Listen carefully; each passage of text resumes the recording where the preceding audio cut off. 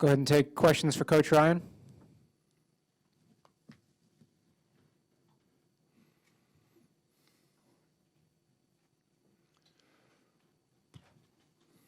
Jim, in the back.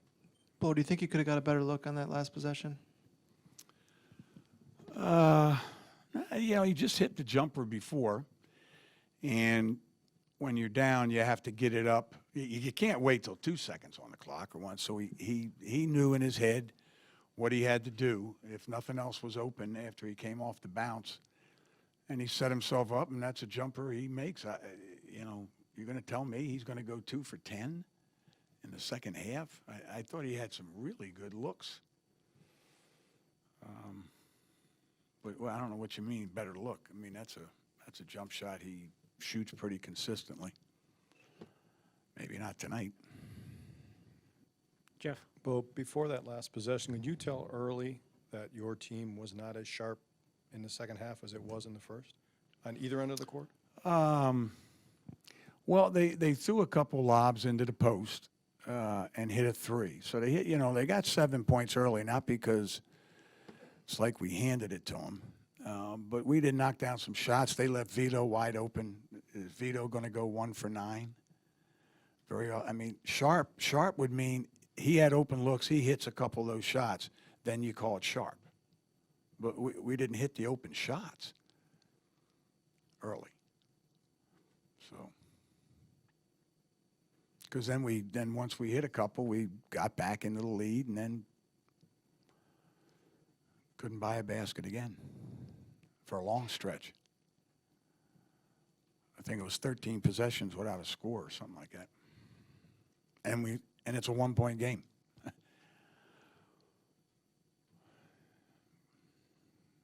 Go figure.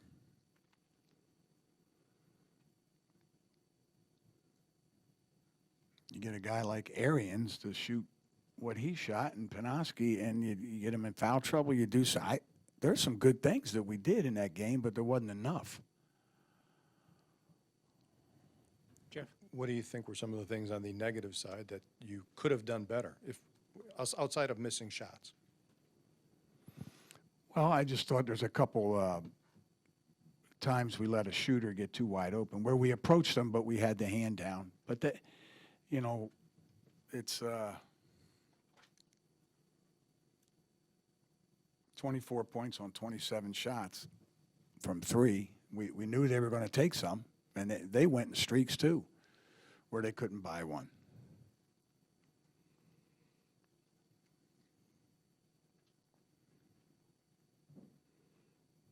But I mean, without Nigel, I mean, he was the one that was getting it done offensively.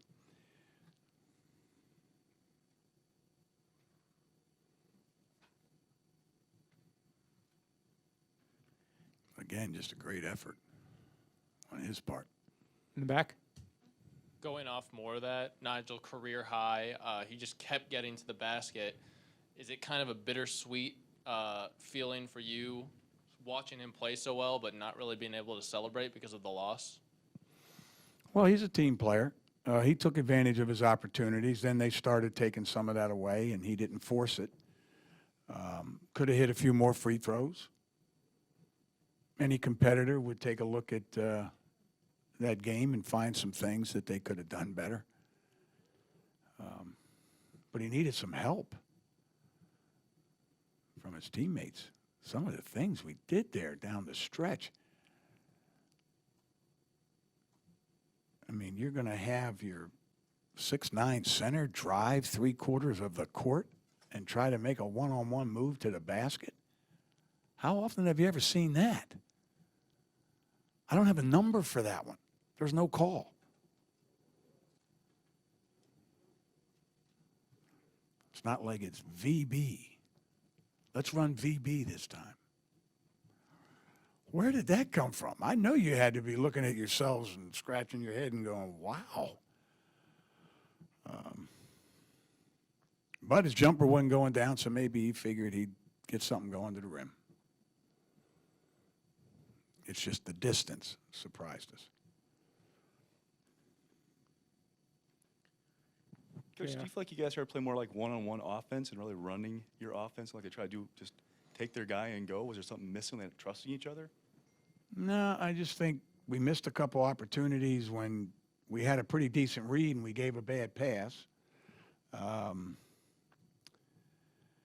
You know, we had some looks. I don't know. Sometimes finishing is not as easy as it looks, but inside, second chance points in the paint. I mean, we acquitted ourselves pretty well there. When the ball doesn't go in, there's a lot of things that do not look right, that just doesn't gel.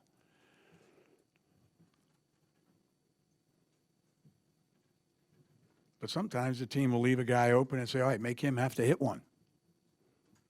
Seems like that's the position Vito was in, and just unfortunately, he couldn't get one to go down.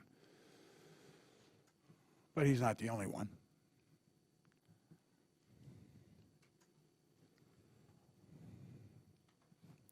Back. Do you feel like in a loss like this, when you've dominated the series for basically its entire existence, do you need to talk to the players more? Do you need to talk to them differently, or is it just treated as another loss? Well, I don't know if you've ever played. It's just not another loss. Nobody looks at things that way. No, they're an experienced team. Robbie knows what he has. And I said this before we played them, that they're playing like teams that he played on for us. So he's got a point guard, 4-1, assist to turnover. He made his free throws. He drove to the basket and made some tough shots. I thought, you know, he finished on a couple that looked like they were pretty tough to finish on. So, you know, really he was the difference in the game, because I thought we did a pretty good job on the other guys. I don't know.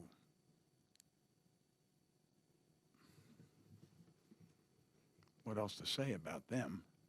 You know, we get a guy that has never played to come in and go 0 for 3 with a turnover, and it was like,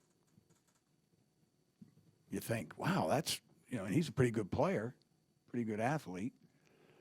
And again, you look at some of the shooting percentages for two of their guys that have been scoring pretty consistently, and you would think there's a pretty good chance of being on the left-hand side. But if you're not making shots, it's not going to happen. Anything else for Coach? All right. Thanks, Coach.